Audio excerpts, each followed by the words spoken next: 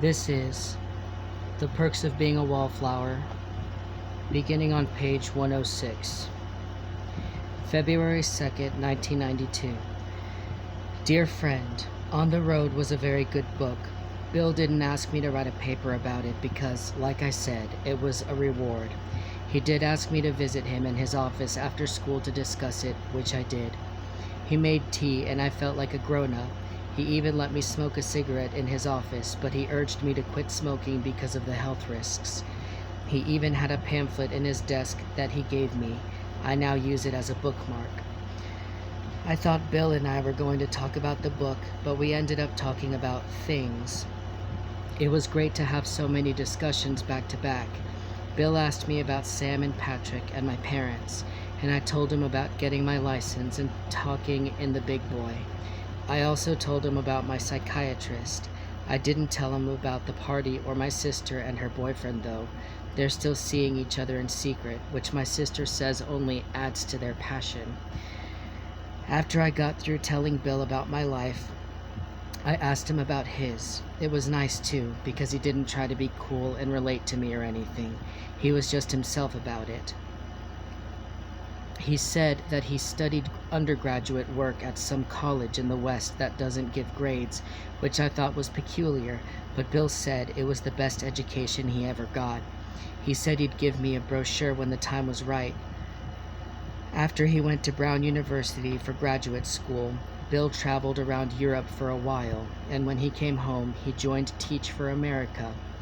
When this year is over, he thinks he is going to move to New York and write plays. I guess he's still pretty young, although I thought it would be rude to ask him. I did ask him if he had a girlfriend though, and he said he didn't. He seemed sad when he said it too, but I decided not to pry because I thought that would be too personal. Then he gave me my next book to read. It's called Naked Lunch. I started reading it when I got home, and to tell you the truth, I don't know what the guy is talking about. I would never tell Bill this.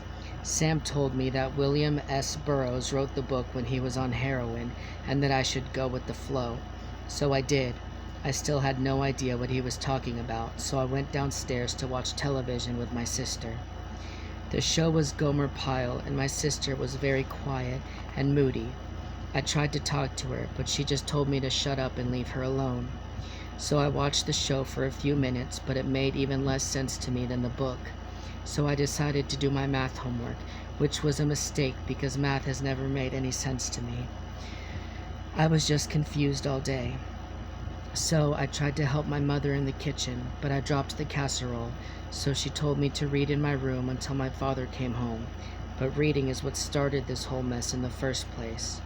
Luckily, my father came home before I could pick up the book again, but he told me to stop hanging on his shoulders like a monkey because he wanted to watch the hockey game. I watched the hockey game with him for a while, but I couldn't stop asking him questions about which countries the players were from.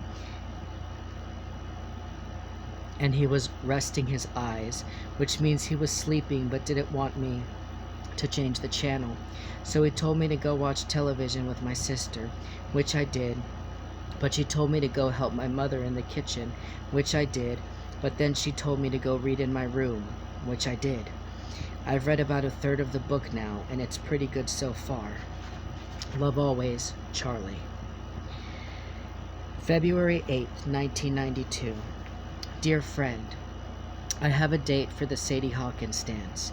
In case you didn't have one of those, it's the dance where the girl asks the boy.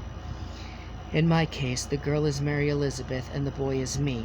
Can you believe it? I think it started when I was helping Mary Elizabeth staple the latest issue of Punk Rocky on Friday, before we went to the Rocky Horror Picture Show. Mary Elizabeth was so nice that day. She said that it was the best issue we'd ever had for 2 reasons, and both of those reasons were mine. First of all, it was in color, and second, it had the poem that I gave Patrick in it. It really was a great issue. I think I'll even think so when I'm older. Craig included some of his color photographs. Sam included some underground news on some bands. Mary Elizabeth wrote an article about the Democratic candidates. Bob included a reprint of a pro-hemp pamphlet. and Patrick made this fake coupon advertising a free blowjob for anyone who buys a smiley cookie at the Big Boy. Some restrictions apply.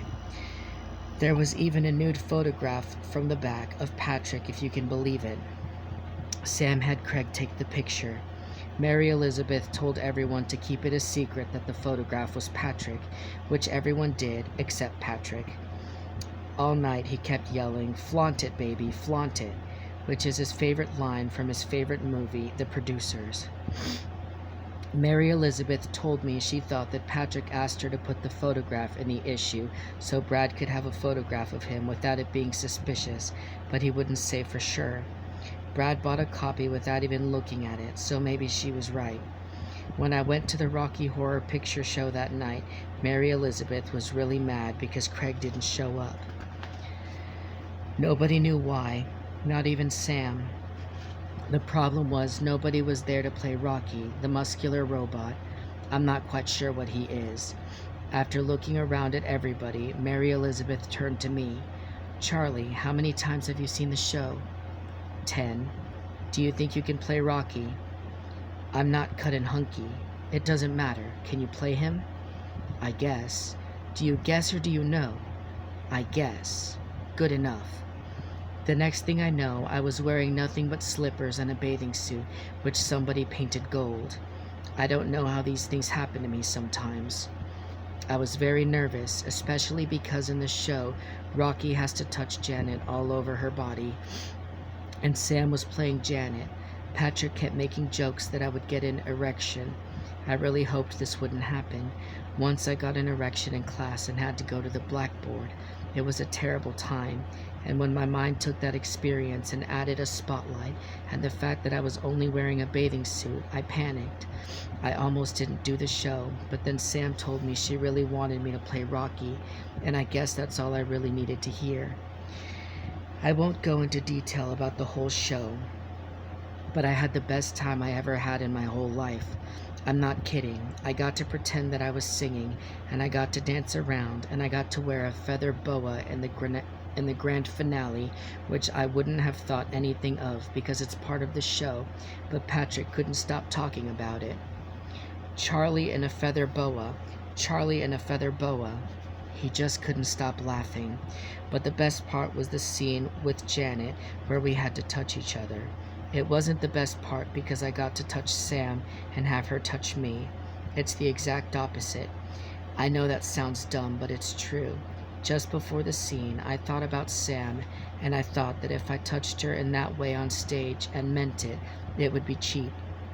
And as much as I thought I might to someday, and as much as I think I might want to someday touch her like that, I never want it to be cheap. I don't want it to be Rocky and Janet. I want it to be Sam and I want her to mean it back, so we just played. When the show was over, we all bowed together, and there was applause everywhere. Patrick even shoved me in front of the rest of the cast to take my own personal bow. I think this is the initiation for new cast members. All I could think was how nice it was that everyone applauded for me, and how glad I was that nobody in my family was there to see me play Rocky in a feather boa, especially my dad. I did get an erection though, but not until later, in the parking lot of the Big Boy. That's when Mary Elizabeth asked me to the Sadie Hawkins dance after she said, "You looked really good in your costume." I like girls, I really do, because they can think you look good in a bathing suit even when you don't. The erection made me feel guilty in hindsight though, but I guess it couldn't be helped. I told my sister about having a date for the dance, but she was really distracted. Then I tried to ask her advice about how to treat a girl on a date, since I've never had a date before, but she wouldn't answer. She wasn't being mean, she was just staring off into space. I asked her if she was okay, and she said that she needed to be alone, so I went up and finished naked lunch. After I finished, I just laid around in my bed, looking at the ceiling, and I smiled because it was a nice kind of quiet.